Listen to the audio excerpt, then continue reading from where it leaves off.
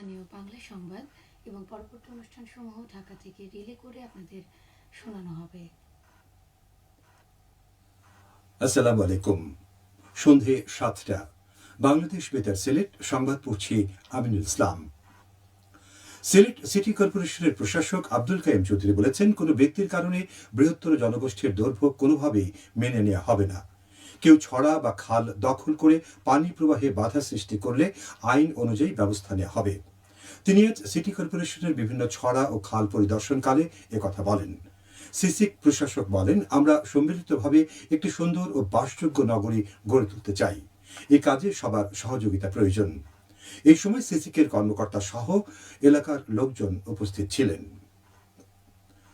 ভিন্ন প্রেক্ষাপট অভিন্ন পদক্ষেপ, এই প্রতিপাদ্যকে সামনে রেখে সারা দেশের মতো সিলেটেও আগামীকাল পালিত হবে আন্তর্জাতিক যুব দিবস।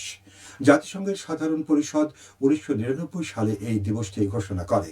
এর প্রেক্ষিতে 2000 সালের আজকের এই দিনে প্রথমবারের মতো বিশ্বের যুব দিবস পালন করা হয়। যুব সমাজের সামনে থাকা বিভিন্ন সাংস্কৃতিক ও আইনি বিষয়ের সমাধান খোঁজা এবং তাদের অধিকার সম্পর্কে সচেতনতা তৈরি করাই এই দিবসের মূল লক্ষ্য। যুব সমাজকে বৈশ্বিক ও টেকসই উন্নয়নে সম্পৃক্ত করতে দিনটি বিশেষ গুরুত্ব বহন করে। এ উপলক্ষে সরকারি ও বেসরকারিভাবে বিভিন্ন সংগঠন বিস্তারিত কর্মসূচির আয়োজন করেছে। বিজ্ঞান শিক্ষার গুরুত্ব ও গুণগত মান বৃদ্ধি শীর্ষক দিনব্যাপী কর্মশালা ও বিজয়ীদের মধ্যে পুরস্কার প্রদান করা হয়েছে আজ মৌলভীবাজারে। উপজেলা পরিষদ মিলনায়তনে অনুষ্ঠিত উক্ত কর্মশালায় উপজেলার 16টি মাধ্যমিক বিদ্যালয়ের 41 জন শিক্ষার্থী অংশ নেন। পরে 10 মিনিটের প্রেজেন্টেশন পর্বে 27 জন এবং 5 মিনিটের প্রশ্নোত্তর পর্বে অংশগ্রহণকারী 15 শিক্ষার্থীর মধ্যে বিজয়ী 12 জনকে ক্রেস্ট ও সম্মাননা প্রদান করা হয়। উপজেলা প্রশাসন এই উদ্যোগ নেয়। সিলেটের ফেঞ্চুগঞ্জে কুশিয়ারা নদীর পানি বিপদসীমার 22 সেন্টিমিটার উপর দিয়ে প্রবাহিত হচ্ছে। উত্তর পূর্বাঞ্চলের সুরমা ও কুশিয়ারা নদ নদীর পানি গত 24 ঘন্টায় সামগ্রিকভাবে স্থিতিশীল ছিল। বন্যা পূর্বাভাস ও সতর্কীকরণ কেন্দ্রের পূর্বাভাস অনুযায়ী আগামী 3 দিনে এই অঞ্চলের নদ নদীর পানি কমতে পারে। গত 24 ঘন্টায় 55টি পানি সমতল স্টেশনে পানি বেড়েছে। ফেঞ্চুগঞ্জে কুশিয়ারা নদীর পানি বিপদসীমার উপরে থাকলেও আগামী কয়েক দিনে পানি কমার পূর্বাভাস রয়েছে।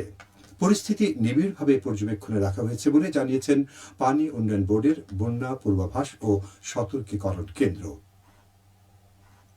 সিলেটে গত 24 ঘন্টায় হাম উপসর্গ নিয়ে আরও এক শিশুর মৃত্যু হয়েছে। এ নিয়ে সিলেট বিভাগে মৃতের সংখ্যা দাঁড়িয়েছে 128 জনে। আজ স্বাস্থ্য অধিদপ্তরের সিলেট বিভাগীয় কার্যালয় থেকে এইসব তথ্য জানানো হয়। বর্তমানে সিলেট বিভাগের বিভিন্ন হাসপাতালে হামের উপসর্গ নিয়ে চিকিৎসাধীন রয়েছেন 294 জন রোগী। হবিগঞ্জ পৌরসভার বার্ষিক উন্নয়ন কর্মসূচির আওতায় 6টি রাস্তা, ড্রেন ও কালভার্ট নির্মাণের কাজ শেষ হয়েছে। এতে ব্যয় হয়েছে প্রায় 35 লাখ টাকা। এই কাজগুলো হলে পোদ্দারবাড়ি এলাকার মেইন রোড হতে বাইপাস পর্যন্ত আরসিসি রাস্তা, তেঘরিয়া এলাকার মেইন রোড হতে টেকনিক্যাল স্কুল অ্যান্ড কলেজের গেট পর্যন্ত আরসিসি রাস্তা এবং ঘোষপাড়া এলাকায় অ্যাডভোকেট চৌধুরী আব্দুল হাই সাহেবের বাসার পাশে সিসি রাস্তা নির্মাণ এবং ব্রিক ড্রেন বর্ধিতকরণ, তেঘরিয়া রোড হতে আমিনা ভিলা পর্যন্ত সিসি রোড নির্মাণ ইতিমধ্যেই কাজ সম্পন্ন হয়েছে। মৌলভীবাজারের বড়লেখা ভায়া শাহবাজপুর, লাতু এবং জুড়ি উপজেলার জুড়ি লাঠিটিলা সড়কের 27 কিলোমিটার সড়ক উন্নয়ন প্রকল্পের কাজ উদ্বোধন করা হয়েছে আজ। জুড়ি চৌমুহনী পয়েন্টে আনুষ্ঠানিকভাবে এর উদ্বোধন করেন সংসদ সদস্য নাসির উদ্দিন মিন্টু। এই সময় প্রশাসন, সড়ক ও জনপথ অধিদপ্তরের ঊর্ধ্বতন প্রকৌশলী, জনপ্রতিনিধি সহ গণ্যমান্য ব্যক্তিবর্গ উপস্থিত ছিলেন। এতে ব্যয় হচ্ছে প্রায় 30.5 কোটি টাকা। প্রকল্পের আওতায় 2টি ব্রিজ, 8টি কালভার্ট, মাটি ভরাট, রাস্তা প্রশস্তকরণ, আরসিসি ঢালাই ও পিচ সহ আনুষঙ্গিক কাজ অন্তর্ভুক্ত রয়েছে। সড়ক ও জনপথ অধিদপ্তর তা বাস্তবায়ন করছে। সিলেট মহানগর পুলিশের অভিযানে গত 24 ঘন্টায় 68 জনকে গ্রেপ্তার করা হয়েছে। এই সময় 179টি যানবাহনের বিরুদ্ধে ব্যবস্থা গ্রহণ করেছে পুলিশ।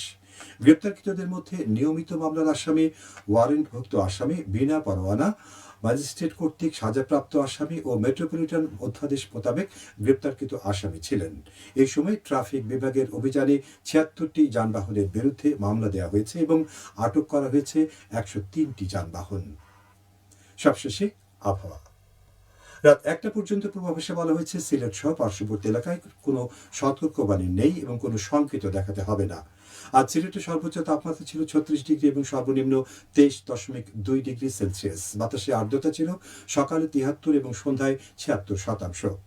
আগামীকাল সিলেটে সূর্যোদয় হবে 5টা 25 এবং অস্ত যাবে 6টা 29। সংবাদ শেষ হলো। পরবর্তী স্থানীয় সংবাদ প্রচারিত হবে আগামীকাল সকাল 8টা 10।